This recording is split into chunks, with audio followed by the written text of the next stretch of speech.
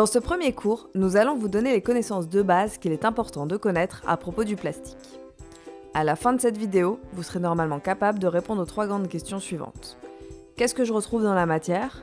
Comment fabriquer le plastique? Comment mettre en forme le plastique? Tout d'abord, il existe 2 grandes familles de plastique scientifiquement appelées polymères. Les thermodurcissables, comme l'époxy ou la mousse polyuréthane, qui en chauffant durcissent et sont compliqués à recycler. Et les thermoplastiques, comme le polystyrène ou le polyéthylène, qui eux, en chauffant, ramollissent et sont donc plus facilement recyclables. C'est ces derniers que l'on retrouve dans les objets à usage unique et les emballages du quotidien. Nous allons nous concentrer sur cette deuxième catégorie dans la suite de la vidéo. L'étude du plastique se divise en 3 sciences que l'on peut comparer à la confection d'un gâteau. La première, la formulation. Quel ingrédient pour mon gâteau? La deuxième, la mise en forme. Dois-je le mettre au four traditionnel ou à micro-ondes? La troisième, la caractérisation et les tests. Est-ce que ma pièce montée va tenir? Est-ce que mon nappage va accrocher? Concernant la formulation, quels sont les ingrédients qui composent non le gâteau, mais les plastiques? De la même manière que l'eau est composée de plein de molécules à base d'atomes comme l'hydrogène et l'oxygène, le plastique est aussi composé de molécules de base. On les appelle les monomères. Ce sont des molécules souvent plus grosses que les petits composés organiques, comme l'eau ou le dioxyde de carbone. Là où l'eau possède 3 atomes, le styrène, qui est le monomère de base du polystyrène, en possède 16, 8 hydrogènes et 8 carbones. Les monomères de nos plastiques quotidiens sont des dérivés du pétrole. Mais ils peuvent être d'origine naturelle, comme le glucose qui forme la cellulose du coton.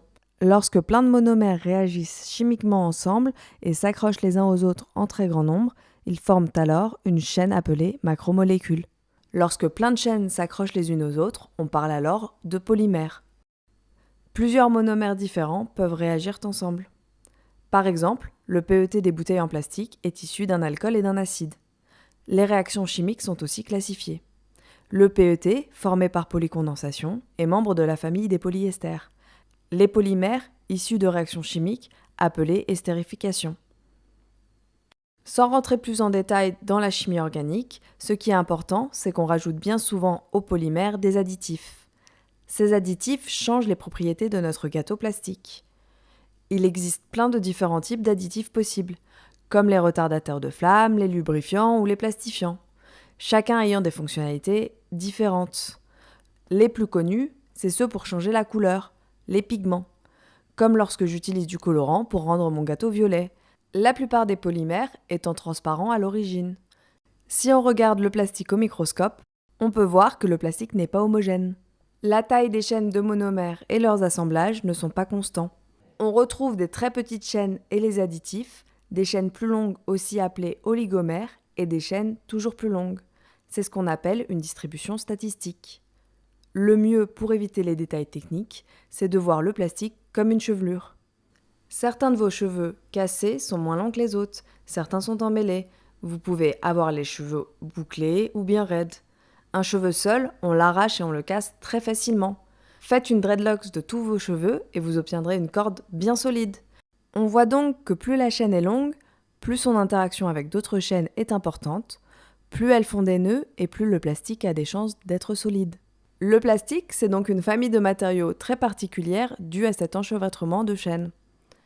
Là où l'eau a une masse molaire de 18 g par mol, un plastique comme le PET est en moyenne autour de 23 000 g par mol. La façon dont les chaînes interagissent ensemble est aussi variée. Une chaîne peut réagir avec d'autres bouts d'elle-même. C'est le cas des réactions de transestérification pour le PET. Une chaîne peut aussi former des embranchements secondaires, des sphérolithes. Ces différentes dispositions sont d'ailleurs présentes en même temps au sein d'un plastique. La matière plastique, c'est donc une matière qui peut être à la fois ordonnée par endroits, cristallisée, et désordonnée par d'autres, amorphes. Le plastique possède du fait de sa composition des propriétés particulières. En général, c'est un matériau à la fois très solide et léger en même temps. Lorsque l'on fait le ratio entre la résistance mécanique et le poids, certains plastiques sont mieux notés que certains métaux. C'est pourquoi il est très utilisé dans les transports ou les emballages. C'est aussi un matériau très peu compressible à cause de l'enchevêtrement dense des chaînes de monomères. Par exemple, le polyéthylène à ultra haut poids molaire, aussi dit de haute performance, possède une meilleure résistance à l'abrasion que l'acier. Il est facile de casser des pièces en métal, comme le moule d'une presse en forçant trop sur du plastique à froid. Enfin, les plastiques sont en général de très bons isolants thermiques. Ils transmettent très peu la chaleur, ce qui se retrouve être un inconvénient lors de leur mise en forme. Il existe une grande variété de mise en forme des thermoplastiques, comme le rotomoulage pour les canoës, l'injection soufflage pour les bouteilles ou le filage éclair pour les textiles. Tous ces procédés de transformation utilisent un sous-produit, les granulés d'extrusion, qui servent de monnaie locale entre les différents acteurs du monde du plastique, eux-mêmes provenant directement de la formulation des polymères. Toutes les mises en forme, y compris la granulation par extrusion, utilisent le chauffage pour amollir le matériau et le refroidissement pour le figer dans sa nouvelle forme. Tous les thermoplastiques possèdent une température de fusion qui leur est propre, au-delà de laquelle leur viscosité diminue et ils deviennent très malléables. La température de fusion moyenne pour le PET est de 160 degrés, celle pour le PP 160 degrés. Revenons sur l'extrusion. Le but de ce processus est de transférer correctement la chaleur au sein du matériau, de manière à ne pas cramer le matériau en essayant de le faire fondre. Il s'agit donc d'une combinaison de chauffage externe et interne. Le plastique est passé au travers d'un tube en métal chaud contenant une vis sans fin. Celle-ci malaxe la matière et crée beaucoup de chaleur par friction dans le plastique. Il en ressort un extrudat mou, qui peut alors être coupé en petits bouts de diamètre constant, les granulés. Nous verrons l'importance de l'extrusion dans la partie suivante, les bases du recyclage. Voilà, vous devriez être capable de répondre désormais vous-même aux 3 questions que nous avons posées au début de ce cours sur les bases du plastique.